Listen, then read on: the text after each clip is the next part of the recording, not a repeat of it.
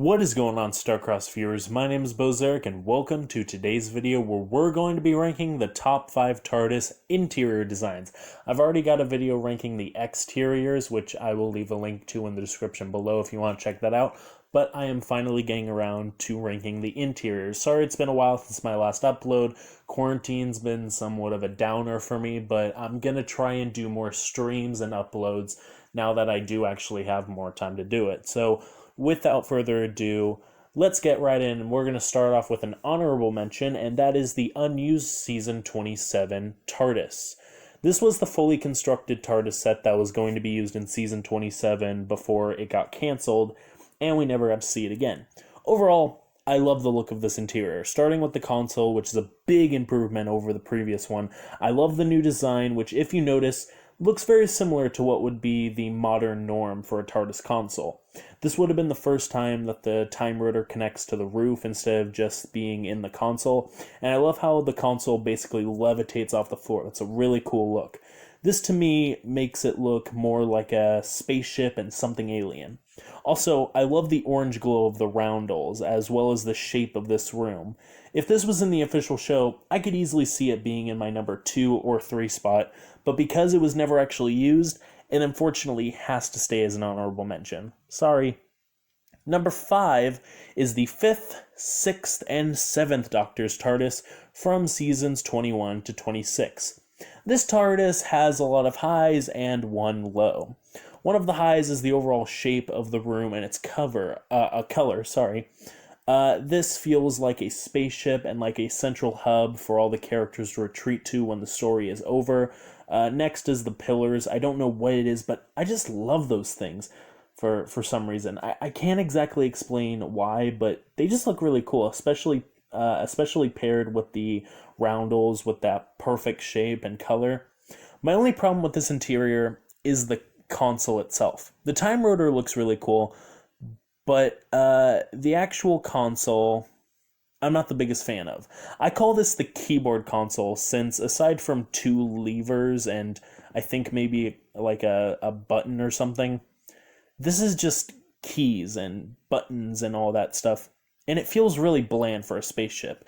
This was definitely a console made in the 80s, as it looks like a supercomputer, and if you ever noticed it, everything that was alien or sci-fi looked like some kind of high-tech computer.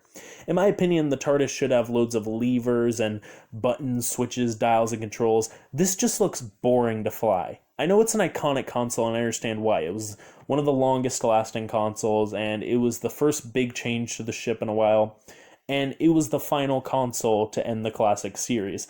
But in my opinion, it could have been better, so here it's got to sit at number 5. Number 4 is the 7th and 8th Doctor's TARDIS from the Fox TV movie.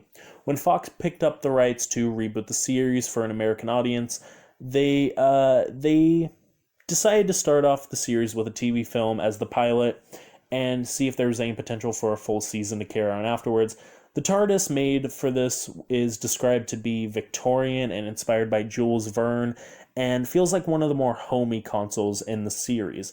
We know the TARDIS is infinite and has loads of rooms, but when you really think about it, the Doctor spends most of his or her time in the console room. So it was nice to see one that felt like a comfortable place for him to chill while eating jelly babies and reading ironic novels.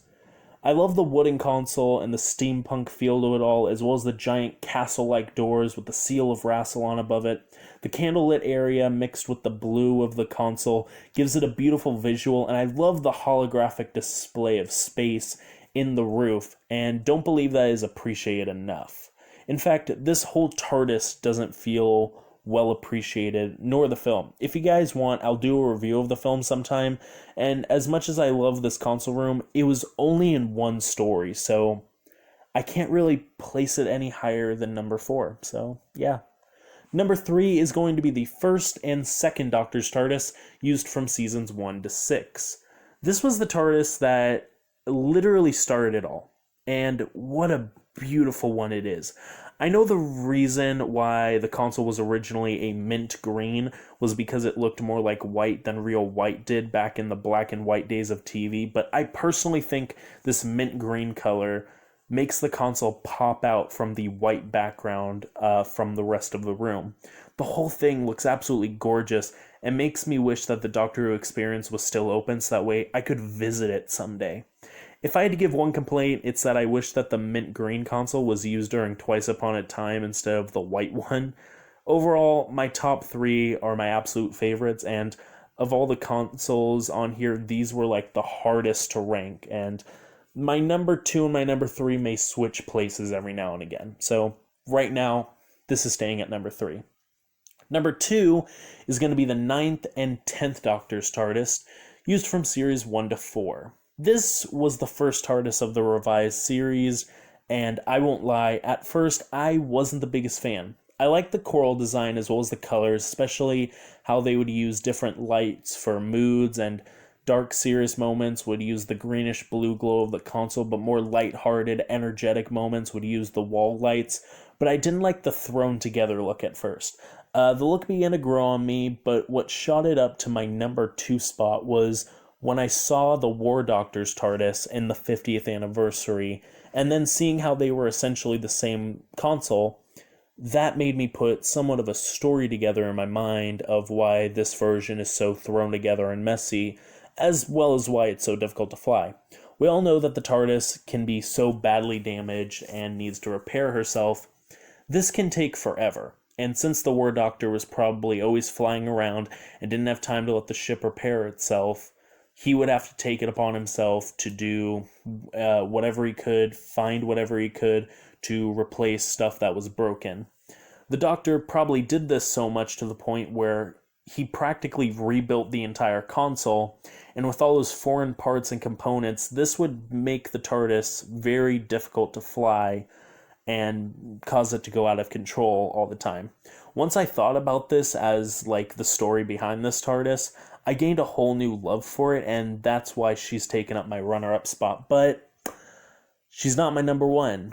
My number 1 is going to go to the 12th Doctor's TARDIS, used from series 8 to 10, sorry. When the TARDIS was redesigned in series 7B, I thought it looked cool. This looked way better than the console used from series 5 to 7A, and finally the TARDIS felt like a spaceship again. Then it got tweaked for series 8 with Capaldi, and I absolutely fell in love with this. This console, it was beautiful from the moment I saw it. It was love at first sight. Everything from the lighting to the bookshelves to the chalkboards. This felt like a spaceship, a home, a character. This does perfectly what a TARDIS needs to do. Looking back on this version of the console in Series 7B, it feels empty and lonely, but this one takes advantage of its large space. Also, not to mention that sweet bar that River hid in the wall. That's gotta come in handy sometimes. This TARDIS is absolutely amazing, and I'm gonna miss it so much and wish I could have visited it someday. It's just beautiful, and especially considering how Capaldi's time as the Doctor ended, where he became a professor, this feels like a professor's TARDIS, and it is beautiful, and I love it. But that's my opinion. What's your guys' top 5 favorites? Tell me in the comment section below. Do you agree? Do you disagree? Please, I want to know. I love hearing you guys' feedback on videos like this. Make sure to like if you like, dislike if you dislike, and subscribe if you want to see more stuff like this. But until then, I'm boezerek. Stay safe.